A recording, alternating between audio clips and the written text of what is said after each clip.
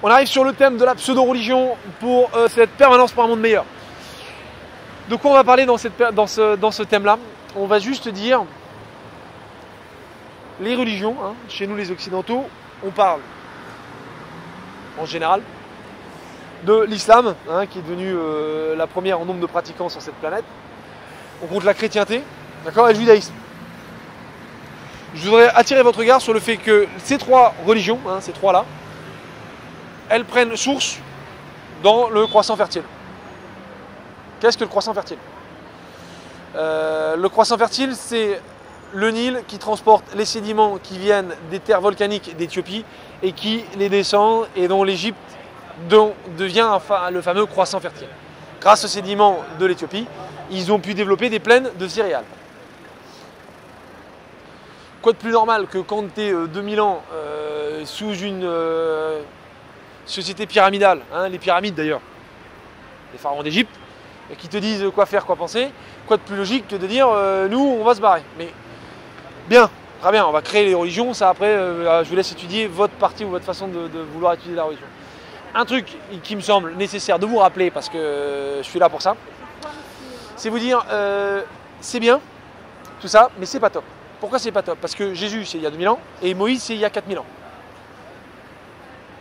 Mais le monde ne commence pas il y a 2000 ans et il ne commence pas non plus il y a 4000 ans. Il commence avant, tu vois, il y a toute une histoire de l'homme qui est singe, ça on aura l'occasion d'en parler bientôt dans le thème de la planète. L'homme qui s'émancipe, qui passe de chasseur-cueilleur à agriculteur-éleveur, et là tu as des civilisations complètes, hein, type la Mésopotamie, qui bien avant Moïse existait déjà, les mecs construisaient des cathédrales en bambou et tout ça, donc ils maîtrisaient le truc.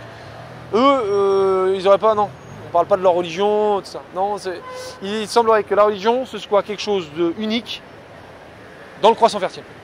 Donc ce que je voudrais vous proposer, c'est d'une part, arrêter de considérer que c'est unique au croissant fertile. Beaucoup de civilisations ont eu des croyances, des religions, et on en a des témoignages aujourd'hui. Et comprenez qu'il y a plein d'autres endroits.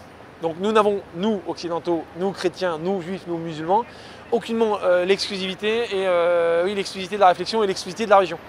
Donc commençons à écouter les autres parce qu'ils ont peut-être des trucs à dire. Et je crois que ça fait longtemps qu'ils nous disent des trucs, entre autres la culture asiatique ou la culture sud-américaine. Ils nous disent des trucs, les mecs. Est-ce qu'on l'entend ou est-ce qu'on reste bouché avec nos conneries d'histoire de religion d'il y a 2000 ans? Ou pas? Parce que n'oubliez pas, hein, la religion c'est dans l'ici maintenant.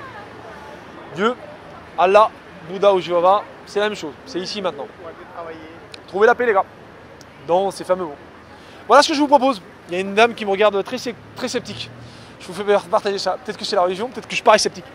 Je vous retrouve tout de suite dans le thème de la planète et puis voilà. Allez, ciao.